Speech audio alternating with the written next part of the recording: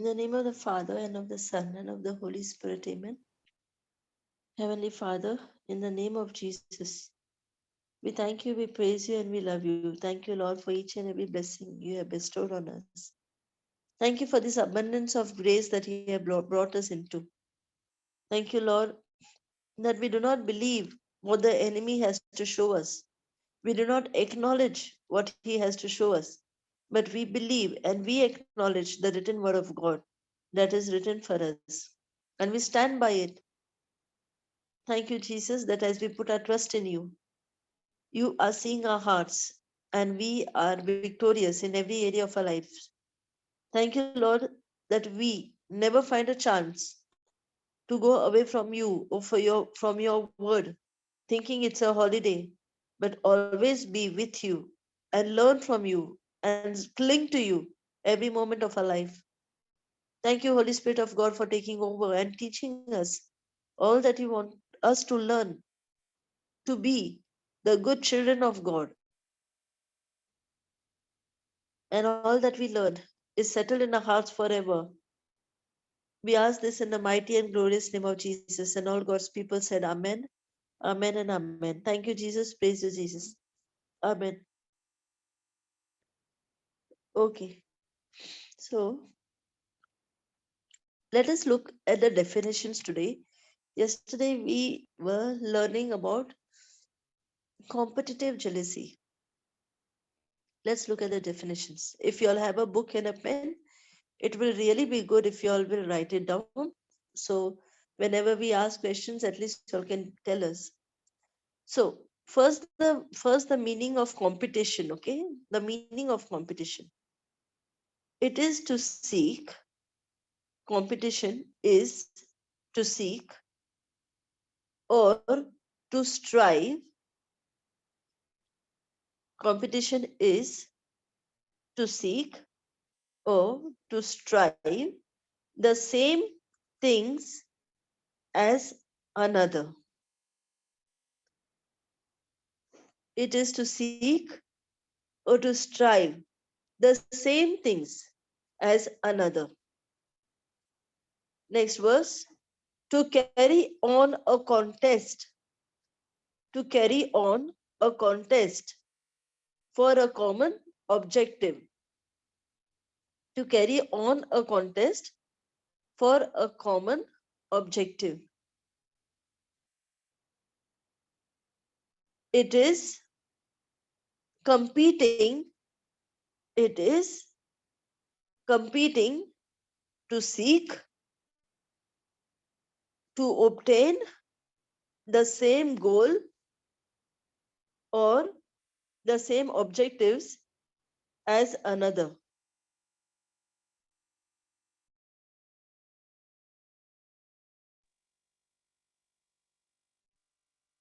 It is a competition, it is to compete,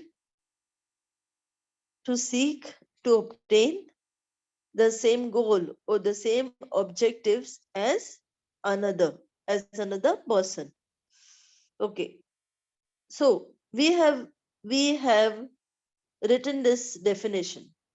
Now when we look into the definition, when we actually read the definition, competition is not at all bad, not at all.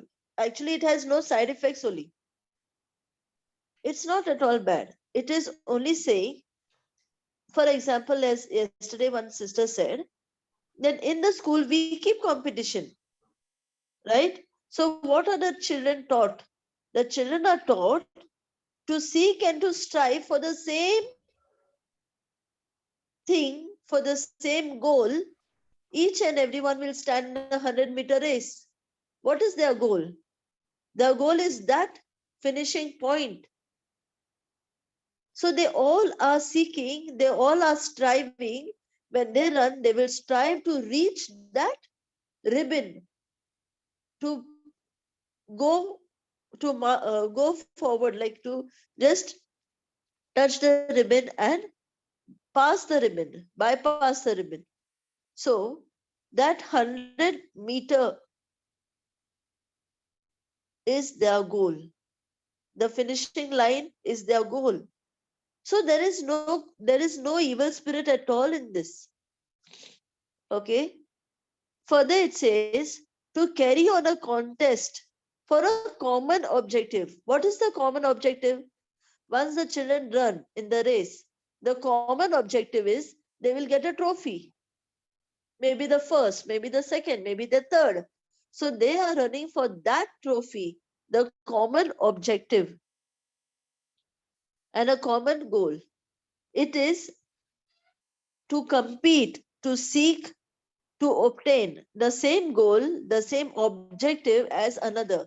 For example, even the person standing beside me in the race, I don't even have to ask him, hey, hi, how are you? So, what are you doing here? What are you doing beside me? I don't have to ask them because I know that they have come also to take that trophy, to finish that line along with me. Okay? So, that is competition in itself is not demonic at all. Okay? What makes it demonic is our comparison. When we sit to compare, that makes it demonic. That's why, if you all know, many children, especially the youth, they don't like this word compare. They don't like it because you know what their parents do?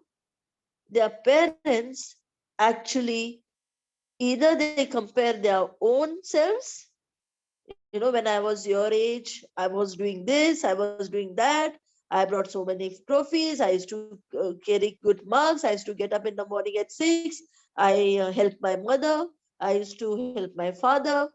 I was obedient. I used to go to church. So they actually talk about themselves, comparing their children to themselves. The second is they compare their siblings to them. For example, see your brother. See how studious he is. See your sister. See how she's in the kitchen. See how they talk to each other. See how they are good to the family. See how they, kneel down while praying. So, what is happening is comparison between one to another. Okay. And now, comparison between other people and self. Look at that child. Look how he's going everywhere with his mother.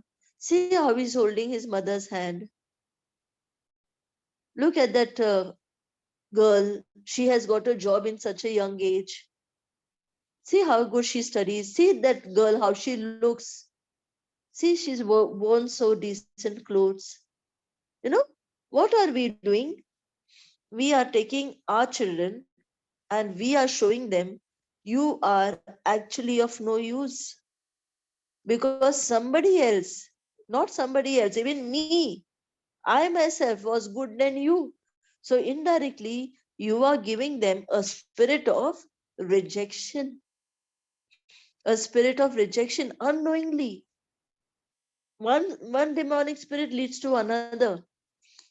So when we are doing that comparison, we bring into our loved ones the spirit of hatred, the spirit of rejection, the spirit of guilt, the spirit of depression. This is the reason that they all fall into a trouble. So we should actually understand it very clearly. So competition in itself is not demonic, but when we speak it, it becomes demonic. Then what happens? The same children whom we talk about, we compare to somebody else. Now that same children will be having competition against the people about whom you are talking. Acha, okay, so my sister is better than me. Okay, now I'll do something that makes me better than her. What started? Which type of competition started? A jealousy competition. Okay, that boy, he's come first.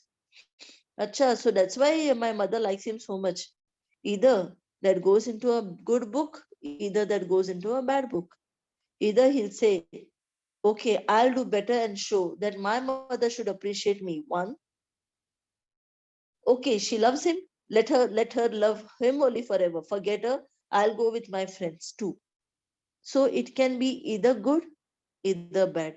So we need to actually look upon ourselves what is coming out from our mouth, especially when we compare someone else.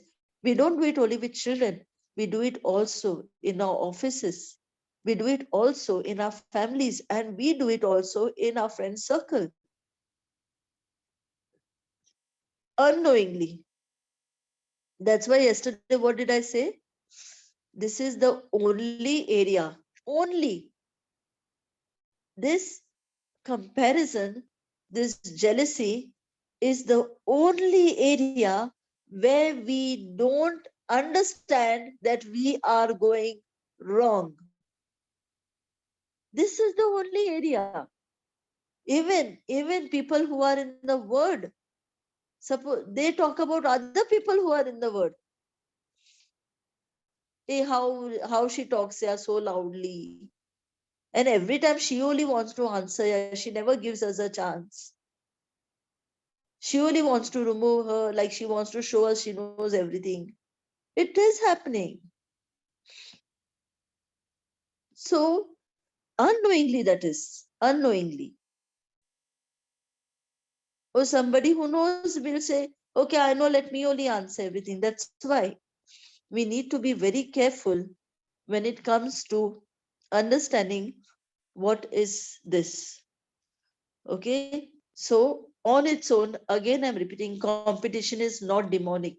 Competition is not demonic, but the way we treat it, the way we look at it, the way we use it is demonic. For example,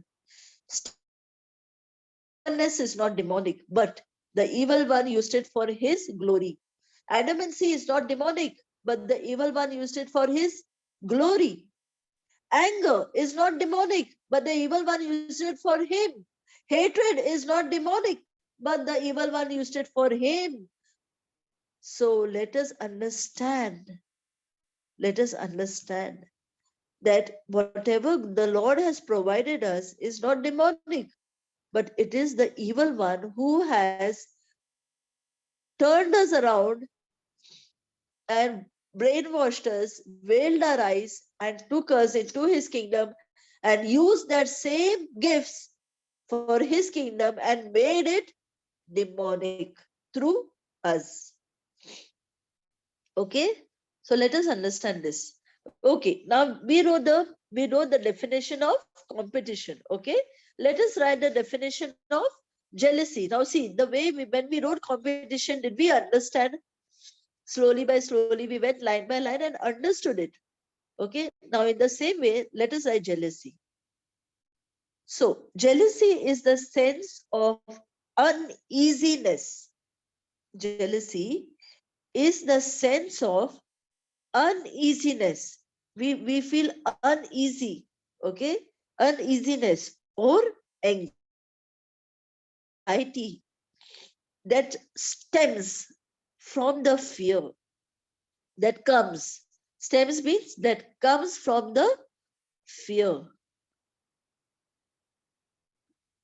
okay? Jealousy is the sense of uneasiness or anxiety that stems from the fear of preference being given to another, of the preference being given to another.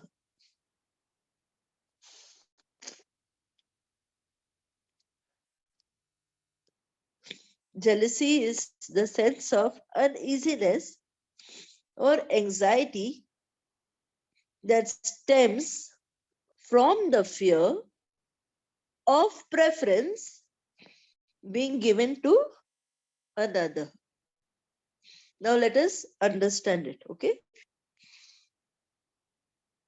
Jealousy is the sense of uneasiness or anxiety, means uneasiness means in a family, if somebody is appreciating someone else so much, for example, okay, maybe somebody else, like a friend will come home, or a relative will come home, or a priest will come home. Now, that person will appreciate one particular member, like there is a function going on, a party going on, and somebody comes and appreciates someone who is equally in part of the party, okay, but the other one is not even acknowledged, is not even told, thank you for your food, or thank you for the decoration. Superbly done, very well maintained. See the house, it's very clean, very well maintained. But somebody gives preference to someone else in the family. May it be your in laws, may it be your children, or may it be your spouse. And when you see that, what happens? Maybe you'll feel nice, but you know how much you have also done.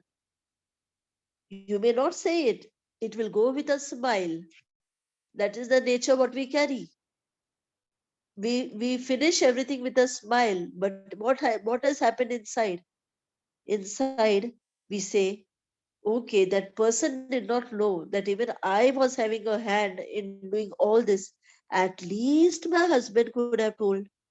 At least my wife could have told. At least my in-law could have told that no, it is not only me, but it is even she or even he. At least. So what has happened? See, why do we say this is all carnal? Like, we are come from that world. It is natural to happen. Okay. But the only thing why we are learning is this, because now henceforth, when we know it happens, we know that it is the spirit which is making us think like that. And now, when we know that the spirit is making us think like that, now we are not going to pay attention to what the spirit is telling us. And instead, now, if anybody appreciates somebody else, we also go in and appreciate. Yes, really. Yes, they have done a lot. It's because of them that we are able to manage this party. It's really good. So what has happened? You turn the tables around. The evil one wanted to plot against you by putting, but that time you did not have knowledge. You did not have the knowledge. Today you have the knowledge. Now, when you have the knowledge, you are turning the table around that evil one and saying, oh, yes, yes, you should really appreciate my husband. Yes, you should appreciate my in laws. Yes, you should appreciate my children. Yes, you should appreciate this person in the ministry. Yes, you should appreciate my colleague. Really, really, they are fantastic. What are you doing? You are also putting yourself, mingling yourself in that same conversation, not bothering whether you are getting the credit or no. You know why? You know why? Because we don't do it for human, we do it for God. Let God see what we have done. Never go for human appreciation. Never be sad because a human being did not appreciate you. So, what does the Bible also teach us? We do not work for human masters. We work for God. God is the one who will see you. So from today, even if you're facing such situation in your office, in your home, in your vicinity, in your friend circle, you also be a part of that appreciation when somebody else is appreciating someone else. And then you tell the Lord, Lord, you know my heart. You know, Lord, what I have done because I have done it for you. Over. You get your reward. And that reward will be so big that people, maybe when the person was appreciating the other person, only 10 people were there. But when you get an appreciation from the Lord, it will be the entire company, it will be the entire family, it will be the entire society. You don't know how God can turn tables. But that is what we have to be. We have to be in His righteousness. And that is why we are learning this. We are learning this so that we never get sneaked into something wrong, because that evil one is very smart to put us into a bondage. Unknowingly, he will take us into a bondage called jealousy. Unknowingly, he will take us into a bondage called comparison. Unknowingly, he'll do that with us and we'll not even know, because we will get hurt, we'll keep it in our heart, and then we will start our daily jobs. We will do everything the same. But what happened for that moment? What remained in the heart, God became a seed and went into our system. And that's why we did, during the inner healing prayer, what do we say? Every lie of the enemy that is stored in the conscious mind, unconscious mind, and subconscious mind. Why do we use these words? Unknowingly, if you are hurt, it goes and settles in your soul. And that only comes up one fine day, and we don't even know about it. And we feel, why is this happening to us? Why is this torture? Why is this suddenly, why is my life totally changed? Why everything was good? Why it became bad? Because somewhere inside, deep, we have kept something that belonged to the kingdom of darkness. We kept something inside us that belonged to the kingdom of darkness. And when we keep something inside us that belongs to the kingdom of darkness, we do not get anything from the kingdom of light. So you see how the relations are, you see how it is correlating. Everywhere we will be in trouble. So might as well let's learn about this and let's never fall into this trap. That's why I wanted to yesterday introduce, today give the definition. And more is there to this. More is there to learn. So let's learn about this so thoroughly that never can our hearts also be taken into, into that pain. Never pain. Let it never pain. Let our heart never pain. If somebody else is getting appreciated. Okay? So let us learn from these definitions. Thank you, Jesus. Praise you, Jesus. Heavenly Father, in the name of Jesus, we thank you and we praise you, Lord. As we have learned about this competitive jealousy, Lord, thank you for opening our minds up to show us how we can be misled by the evil one. Thank you, Jesus, for you are very wonderful. Thank you for giving us this understanding, O Holy Spirit of God. This understanding which we will never ever forget. We will understand that where we were going wrong and we are rectifying that. Oh Lord, right now, Holy Spirit of God, if we have any time fallen into this dungeon, I ask you to walk into the past of each and every brother and sister of mine. And thank you, Holy Spirit of God, for by your holy fire, you're destroying everything kept stored in our conscious mind, unconscious mind, and subconscious mind by the enemy. For we never want to belong to the enemy. We belong to you. We belong to Christ. We belong to the heavens. We thank you, we praise you, we bless you. Thank you, Jesus, for we believe that we are set free from every demonic spirit and every vial of the devil. We ask this in the most glorious and precious name of Jesus. And all God's people said, Amen, amen, and amen. Thank you, Jesus. Praise you, Jesus. Amen. Thank you, Jesus. Praise you, Jesus. Amen.